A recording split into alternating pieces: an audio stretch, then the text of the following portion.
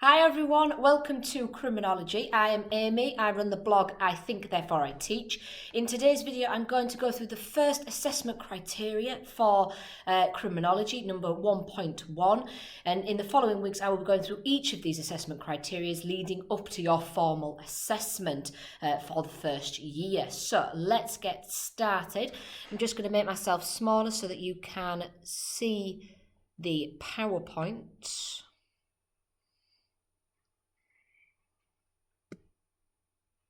That should be good enough. Okay. Assessment criteria 1.1, this focuses on types of crime. So what we did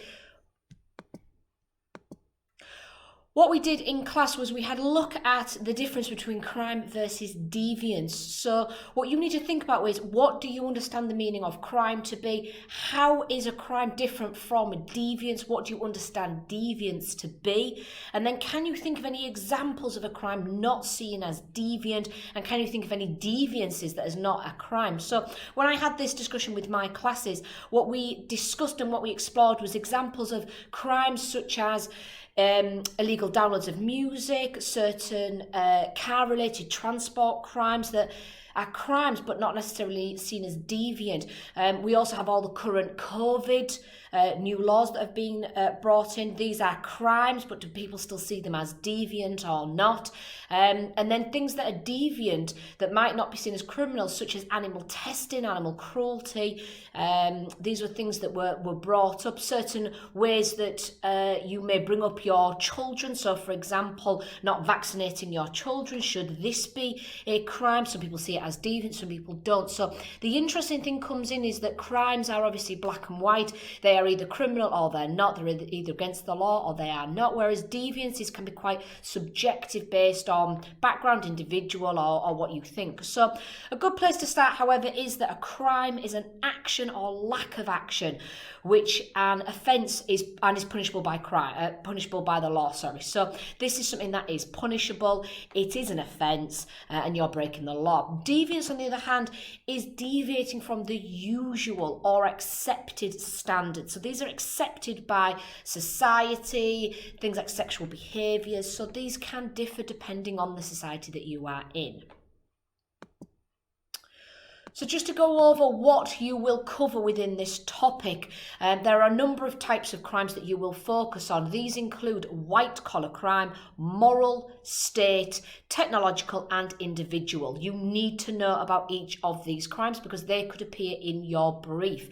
Your brief is what you will get in your assessment coming up maybe around Christmas at some point. Our students are assessed in January. So these are the types of crimes that will come up in that brief, and you need to be able to talk about them in relation to the brief that you get given. So you have to know these types of crimes and also be able to analyse them. The analyse is very important. So give examples of specific cases, how much awareness they each get, the types of victims, the types of offender, and then whether it's criminal, deviant or both. One thing you'll find as you do your criminology course is that you need to use examples. These can be generalised examples or they can be very, very specific cases. So keep an eye out in the news. Keep an eye out whether it's via social media, newspapers, TV. Start to get a finger on the pulse as far as what is going on as far as crime, because you can talk about these in your assessment.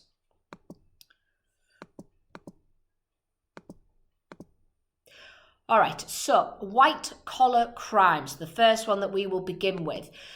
These are committed by people in a position of power and authority. Edwin Sutherland gives us a nice definition there. Edwin Sutherland called it a crime committed by a person of respectability and high social status in the course of their occupation. These are things that include credit card fraud, internet fraud, tax evasion, breaking health and safety laws, polluting the environment, discriminating against people, employees. And these types of crime tend not to be violent. They're usually motivated by monetary gain, so money. Money is involved.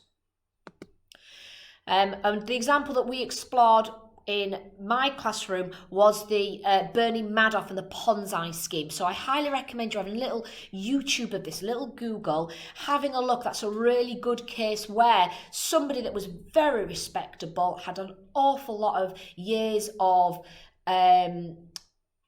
a lot of years of being a very high flyer. People really trusted him. He was very, very good with money. And so he'd had a lot of experience. He then started to find ways in order to rip people off, basically. So people respected him, people trusted him, and that's how he got away with it for so long. So that's a really good case that you could explore. Who commits white-collar crimes, the offenders, and who are the victims? There are, first of all, subgroups. So there's corporate, there's professional, and there's organised. So the corporate crime, these are either by an individual or on behalf of a company, so cheating customers, evading tax. You'll have professional crime. These are the individual professionals, so an accountant stealing money. Or you have organised crime. This could be, for example, the mafia. The victims are anybody. All of us could be victims to this, especially, however, employers, consumers or buyers, pensioners, taxpayers and investors. Certainly pensioners as well, because these are people that don't necessarily know about all of the modern day ways of dealing with money. Types of offenders are respectable, high status business people. Public awareness, however, is low. Types of offender means that they often go unnoticed, difficult to prosecute and gather evidence. Why? Often goes unreported. People don't even know or realise they've been a victim of white-collar crime. Often it's too complex to understand. Once you have a look at the Bernie Madoff case, this was so unbelievably complicated. The ways that he went around to convince people that it was legit were immense, so very, very complicated. And then often the perpetrators have power and money and influence, therefore they don't always get prosecuted. Criminal law deviant then can be seen as both. Why? Because you're breaking the law at the end of the day. You are breaking the law, you're taking people's money, you are daylight robbery. However, sometimes they're delabelled, they're labelled down as breaches of regulations. It's also seen as deviant because it causes people harm. It takes money from people that is their money. And it undermines society's unwritten norms. And it betrays people's trust. Right, moving into our second crime then, moral crimes. Now this is crimes that you will have probably much more awareness of, much more understanding of, and have more experience of potentially. They are crimes against normal moral standards such as prostitution, vagrancy, so homelessness, assisted suicide, selling or possessing illegal drugs. Types of victims are often the same. The offender is often the victim. So the prostitute is the offender. The prostitute is breaking the law, but they're also the victim of that. Nobody else is the victim of it unless you count society, for example. Vagrancy. The homeless person is breaking the law, but they're also the victim of that crime. They're the victim of that situation. A homeless person doesn't affect anybody else. They're only affecting themselves. So some people think that these crimes are victimless, that there are no victims because it's just the person committing the crime. Whereas most often it's the criminal and they're doing something against somebody else. Whereas in this case, they're often the same person, the person committing the crime against themselves. Types of offenders, this can be varied, but most commonly those in a difficult situation, so financial situation, personal circumstances such as mental health conditions.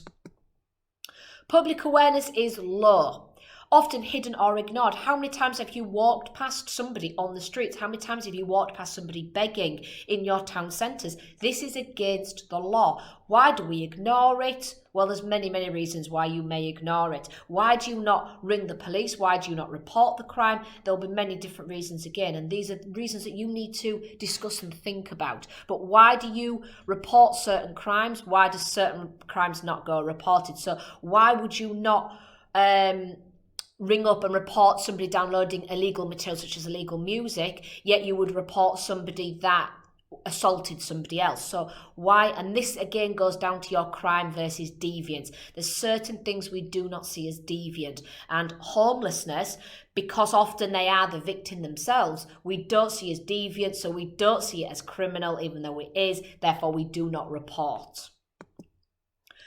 So these crimes can be seen as both. They go against the law and the norms of society, though in some cases people disagree about whether these things should be classed as crimes or should be allowed to be the norm. Specific examples are things like for assisted suicide, you've got the Diane Pretty case, the Phil Newberton and Nicholson and Debbie Purdy. I recommend you having a look at one of those cases as your specific example, but of course you can use any others. But there's a lot of evidence for the assisted suicides, because assisted suicide or euthanasia is against the UK law, but there's a lot of people that have tried to contest this over the years. State crimes. State crimes are crimes committed by the state, the country, the government, or groups supported by the state, so things like torture, genocide, police brutality, election rigging. Specific examples of genocide.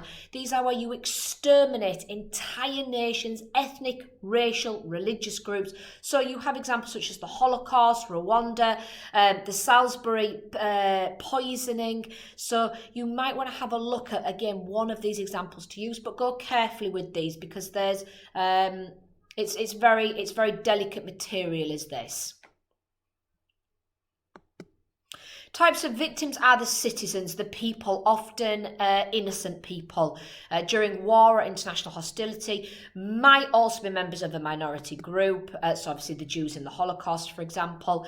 Types of offenders, often politicians, government officials, the police or the army, the militares supported by the state, could be high or low ranking. Level of public awareness is usually high. Why? Because you're wiping out masses of people. Normally makes national and international news, often large scale, extreme, dramatic, very serious. But states are also powerful. They censorship things.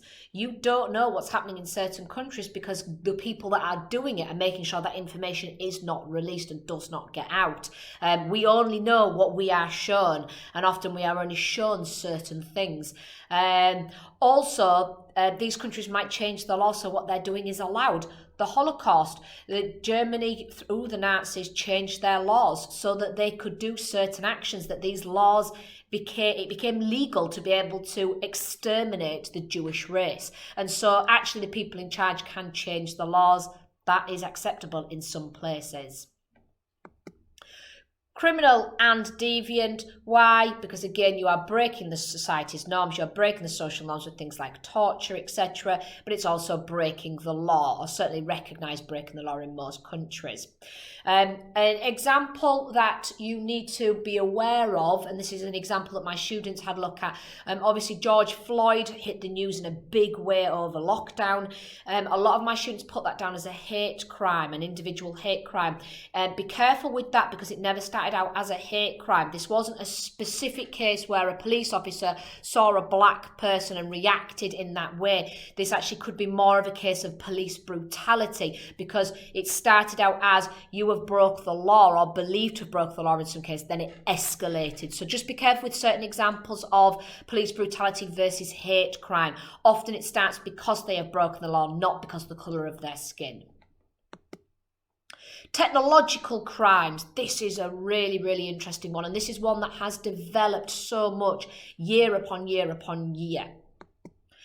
These are cyber crimes, computer and internet fraud, identity theft, cyber trespassing, hacking social media accounts, downloading illegal material, publishing of you in child pornography, scams, so attempting to persuade someone to give you your credit card details.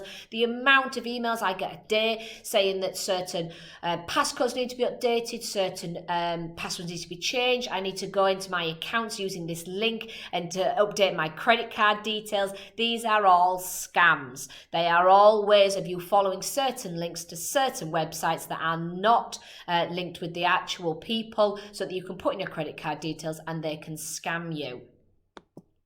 Types of victims. anyone that uses the internet, but especially vulnerable, such as the elderly. Again, elderly people are using the internet because often a lot of things like online banking now, this is the way that society is moving to. However, there's a lot of the society still that are not familiar with online things. Because they're not familiar with it, they're very, very easy to convince that they should go onto their systems, they should change certain things. And these people can be extremely convincing.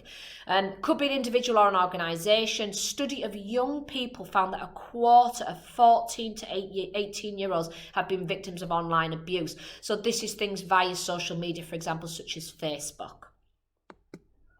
Types of offenders, anybody that knows the internet, increasing young people offending according to the National Crime Agency, often international. So if it's, for example, scamming or money scams, these are often done by people in other countries to the ones that of the victims. However, obviously anybody can be an online bully. Anybody can troll somebody. Anybody can put something, any message out there. Just be aware that everything you put out there is a paper trail. So you just have to be so careful when you are putting things out into the world that are negative, bullying or offensive, because these can be linked back to you. Level of public awareness initially low, but recently more and more public awareness is happening and rising. Victims are often unaware that a crime has occurred, and often people are very upset or embarrassed about coming forward, especially when it's quite low level, until things get so bad and then there just doesn't seem a way out of it. Seen as both criminal and deviant, however, some people think that certain technological crimes are not deviant, such as downloading illegal music. This is against the law. However, many people do it, but would not see downloading illegal music as bad as they would see downloading child pornography. But they're both illegal. The difference is one is seen as deviant, child pornography, one is not, but both, however, are crimes. And this is the interesting discussion that you can have about deviancy. Check out the cybercrime I Love You as one of your examples. That's a really good one to use, so just give that a little check out when you've got time. Finally, individual crime. This can be split into 3 different sections: hate crimes, honour killings and domestic abuse. So the first one of hate crime.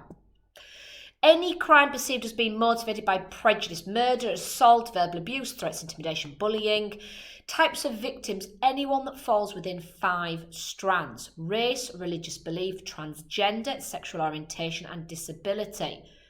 Now, many of you might think that actually those 5 strands aren't very much. Only 5 strands of victims of hate crimes. Well, what about the way that you look as far as maybe your size? What about things like your age?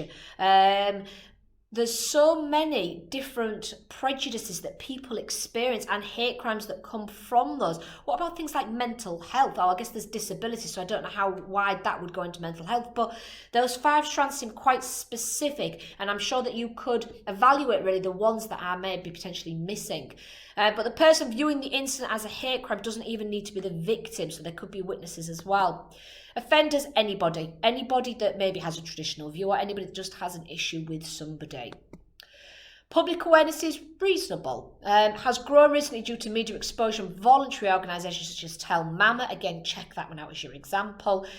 Number of convictions rose from 141 in 2008 to 800 in 2017. Crime and deviant, again, can be seen as both. Honour killings. Generally a punishment for offending the family. Examples: acid attacks, murder, abduction, mutilation, beatings, rape, wounding, disfigurement. Absolutely horrendous. Many include forced marriage or female genital mutilation, FGM. This comes as an area in the next topic that we'll look into in a little bit more detail. Approximately 12 honour killings per year. 12 per year, where these things, and these are the ones that are reported, where people have gone missing and it's linked back to it. There's probably many, many more. They usually involve a family or a community conspiracy. Types of victims, usually young girls from Asian heritage families. Virginity until marriage is very important within these communities, and women suspected of not fulfilling these are targets. As women who seek divorce, custody of their children, anybody that is breaking the conventions of their communities, rules, maybe succumb to honour killings. Types of offenders, usually male members of the family, typically the father, brother or uncles, but female family members are also often involved.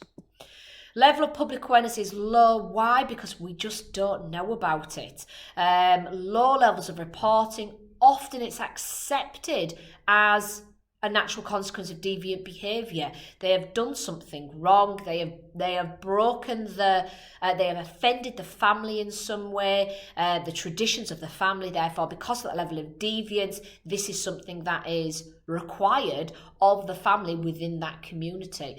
So often we do not hear about these things. Again, can be seen as both, and you would need to explore why. Finally, domestic abuse. An act of targeted abuse within a family or domestic setting. Examples include assault, murder, verbal abuse, torture, rape, financial abuse, emotional psychology, and since 2015, also the idea of coercive or controlling behaviour. Types of victims, usually women involved in a relationship with the offender. This is obviously very stereotypical, but the idea that usually it's women in the relationship with the offender. Women 16 to 24 and divorced are at higher risk. Lone parents or those with disability and low income. Now, what you need to think about is it the women that are in relationships that is recognised. Sorry, let me start that one again. Is it that women are the victims of being in an abusive relationship, or is it that women that come forward more about being in an abusive relationship? So what you need to think about is it that women are being abused more, or is it that they are actually coming forward and their cases are taken more seriously? What I mean by that is there may be many, many cases where men, and this is becoming more and more recognised, where men are actually the victims of physical domestic abuse. However, because of shame, fear, ridicule, they do not come forward because they don't know how society will treat them, they don't know how the police will treat them, and so actually that statistic or that stereotype might not be accurate. And again, that's something that you may wish to think about. There was a really interesting, and I'll put the link in the comments below, there was a really interesting it was on social media and it went viral, so then it hit the news, where two actors, one male, one female, the male started to attack the woman in public. So he would swear at her, he'd shout at her, he'd shove her, and the community around them started to say to the man, stop doing this, what are you doing? Saying to the woman, are you okay? Do you need some help? And so 4 or 5 different people, different strangers stopped them and said, what are you doing? You can't do that. I'm going to ring the police. And then they flipped it so that the same two actors, but the woman this time was the one doing the same to the man, but actually a lot worse. So the woman had him pinned up against a wall. She had her arm on his throat. She was swearing at him. She was hitting him. And the people around laughed. The people around were smirking, were watching. Not one person came in and said, come on, stop what you're doing. You know, this isn't appropriate. I'm going to call the police, whatever it might be. Yet they were both breaking the law. And again, so you have to think about why. Why when it's a man versus a woman do people step in? Why when it's a woman versus a man people don't? So the types of victims, usually women, but maybe that's because usually women are the ones that have the courage eventually to come forward. Maybe men still do not have that courage or that recognition to come forward. 16 to 24, maybe because it's people in new relationships and don't know, what relationship should be like. Maybe they think it's normal. Divorced women, higher risk, and obviously said lone parents or disabilities or low income. Types of offenders, usually men, but again, Is that because of the women are coming forward, or is that a genuine, valid statistic? Level of public awareness is low. We have a culture of turning a blind eye. So this type of crime, despite the fact it's so common, 2 women are killed a week in England by their partners. Over 1 million reports of domestic violence per year. 2 a week. That's horrendous.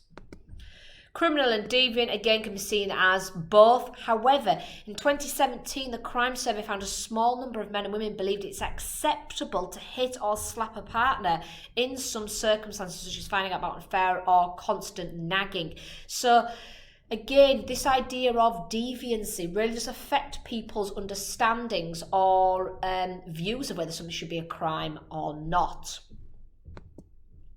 Hopefully you found that video useful with your topic of assessment criteria 1.1. If you have any questions at all, please pop them underneath into the comments and I'll be happy to reply and respond as best as I can. Otherwise, thank you very much for watching, everybody. I will be doing another video for 1.2 shortly. Thanks very much, everyone. Bye for now.